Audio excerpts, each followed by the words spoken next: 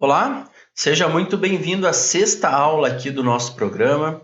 Hoje nós vamos falar sobre um tema que foge um pouco dessa parte meio maçante, da parte da legislação e etc. E vamos entrar num tema que pode ser diferente, mas é importantíssimo.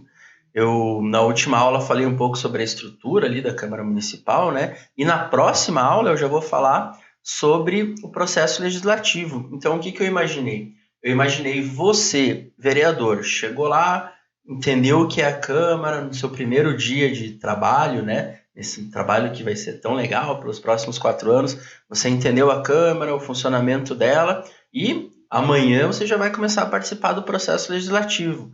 O que você tem que fazer entre esse primeiro ponto e esse segundo, entre conhecer a Câmara, sentar na sua cadeira, ver como que funciona tudo ali dentro daquele prédio, tal, como que funciona aquele poder, e o próximo passo que é começar a atuar como vereador. Poxa, você tem que se preparar para atuar da melhor forma. Então, o que tem que acontecer? Você tem que saber se expressar lá dentro, né? A tua equipe tem que saber se expressar. Então, eu quero deixar bem claro que eu sei que a maioria de vocês pensa em colocar um assessor para trabalhar ali com essas coisas do dia a dia, né? A redação de algum documento, alguma coisa assim. Mas eu também sei que existem câmaras de vereadores que não destinam uma verba para isso, para ter um assessor específico para isso. Então, é o próprio vereador que tem que atuar nesses processos do dia a dia ali, né? Então, acho muito interessante, por mais que você venha ser um vereador que vai atuar diretamente redigindo seus documentos, como também se você for apenas o gestor ali nesse ponto, né? Apenas não, né? Mas se você for o gestor e tiver alguém que faça isso para você, você tem que saber direcionar aquilo dentro do seu gabinete. Porque um gabinete que sabe se comunicar e sabe se comunicar da forma correta, ele é muito mais bem visto tanto internamente como pela sociedade em geral. Então tem um tema que é muito importante, que é a escrita oficial, né? A escrita oficial, claro, está intimamente ligada ali com o português usado na norma culta, tal, usar o português da forma correta, mas a gente tem que pontuar aqui que escrever dentro de um órgão público, dentro de uma Câmara de Vereadores, ele traz algumas diferenças, assim, a escrita dos documentos e das manifestações gerais de uma pessoa física, digamos assim, né? De uma pessoa não pública, né? Então, um documento público, ele tem que respeitar alguns princípios, né? Ele tem que ser sempre impessoal, ele tem que ser conciso, e aqui eu acho que é o mais importante para eu destacar, porque tem aquela visão que uma Câmara de Vereadores, às vezes o Poder Judiciário, né, tem uma certa pompa, digamos assim. Então, pode ter aquela primeira falsa impressão, né, de alguém que vai começar a atuar ali, do próprio vereador ou da sua equipe, que ele tem que escrever com uma linguagem um pouco mais rebuscada, digamos assim. Isso é totalmente errado, né? A linguagem que tem que ser utilizada dentro da Câmara de Vereadores e na sua comunicação externa tem que ser uma linguagem bem concisa, bem clara, muito clara, direta, que qualquer cidadão com o mínimo ali de conhecimento da língua portuguesa consiga entender. Um vereador, ele está atuando, representando ali as pessoas, representando a sociedade. Então, essas pessoas que ele representa tem que saber o que ele está fazendo, tem que entender. Se alguém for lá pedir, né, através da lei de acesso à informação, pedir para ver um documento que foi produzido ali pelo seu gabinete, a pessoa tem que entender aquilo.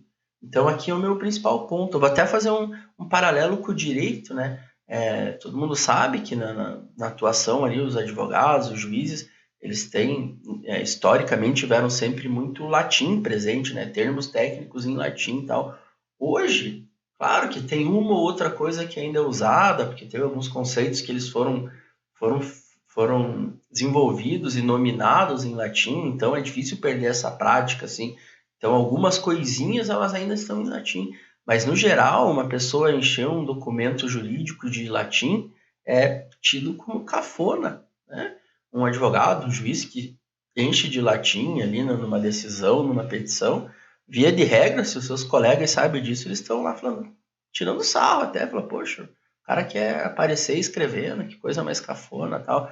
E na atuação de um agente público, um vereador, não é diferente, né? A gente tem que tratar dos nossos documentos tendo como ponto de partida que aquilo ali é para atingir a sociedade em geral. Então tem que ser muito claro.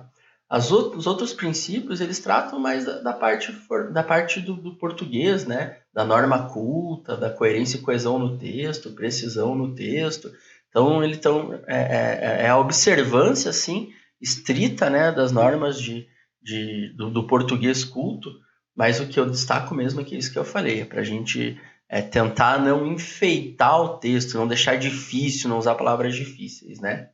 E também pontuar que um documento público ele tem que obedecer a algumas normas de formalidade e padronização. Então é interessante você, uma vez eleito vereador, procurar dentro da sua Câmara, né, saber como que se tem algum regramento ali específico também para os documentos, né, uma forma de escrever o cabeçalho ali, às vezes pode ter até uma homenagem ali na Câmara, por exemplo, citar em todos os ofícios, na parte do cabeçalho lá, na hora que vai colocar a data, o ano legislativo, pode estar lá, ano legislativo tal, em homenagem a Dom Pedro I, sei lá por quê, né? Mas pode estar, então você tem que sempre, quando chegar no seu órgão legislativo aí, tentar descobrir quais são as formalidades de padronização ali que tem nos documentos, né? Colocar algum tipo de logo diferente, alguma coisa assim.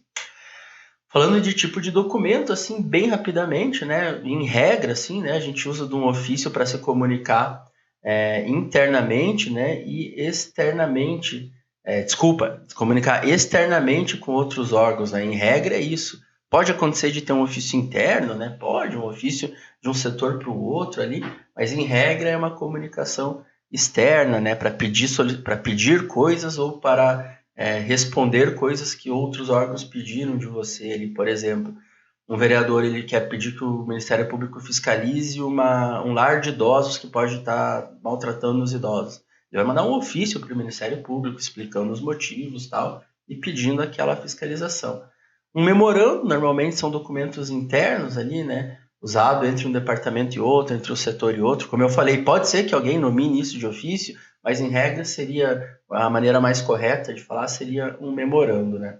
Aí nós temos um outro tipo de documento que são as atas, né? A ata nada mais é do que a documentação de um evento, né? De uma reunião, por exemplo. Então, quando você for fazer uma audiência pública, é interessante que tenha uma ata, né?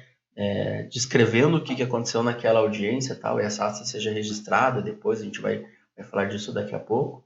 E também tem o documento, que são aqueles documentos que normalmente são escritos em forma ali de artigos, de cláusulas, tal, né, que são as portarias, os decretos, né, que estabelecem ali as normas, os regulamentos internos. Ok? Esses documentos, eles têm que seguir uma estrutura, né? Então, ali, por exemplo, o ofício, ele tem que ter lá o cabeçalho, depois o texto em si, tem um fechamento ali com as assinaturas, tal. Tem aquilo da formatação, né? É legal que seja sempre padronizado. Se o seu órgão não tem uma padronização, se você chega lá e a tua Câmara de Vereadores não fez uma padronização específica ali de como fazer as margens, o logo, o cabeçalho, o fechamento, faça no teu gabinete, crie uma formatação. Isso é muito interessante. Isso mostra organização, isso melhora o teu dia a dia de trabalho. E também, por fim, né, lembrar que os documentos públicos, como eles vão ter essa abrangência, eles vão para toda a sociedade, então, poxa, vamos fazer uma coisa bem feita, fazer uma revisão final, né, para deixar esse texto super alinhado e, claro, por fim, ele tem que ser protocolado. O documento público, ele só vai ter importância, ele só vai ter valor quando ele é protocolado, ele é registrado, ok?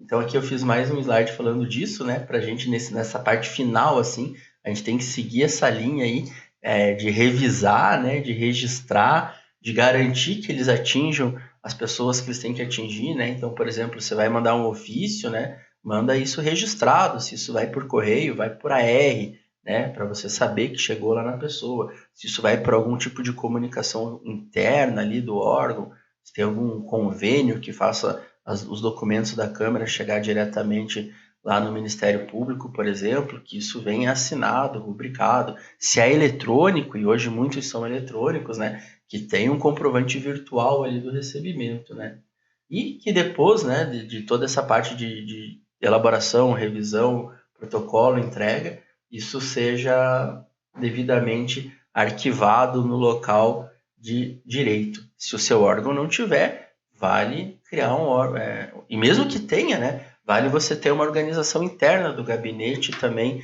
de registro desses documentos. Hoje era só isso que eu tinha para falar para vocês, mas é muito importante. Antes de pôr a mão na massa, de começar a legislar, vamos saber se virar aqui em relação, vamos saber nos virar aqui em relação aos documentos que nós produzimos na nossa atividade parlamentar. Ok? Muito obrigado, um grande abraço.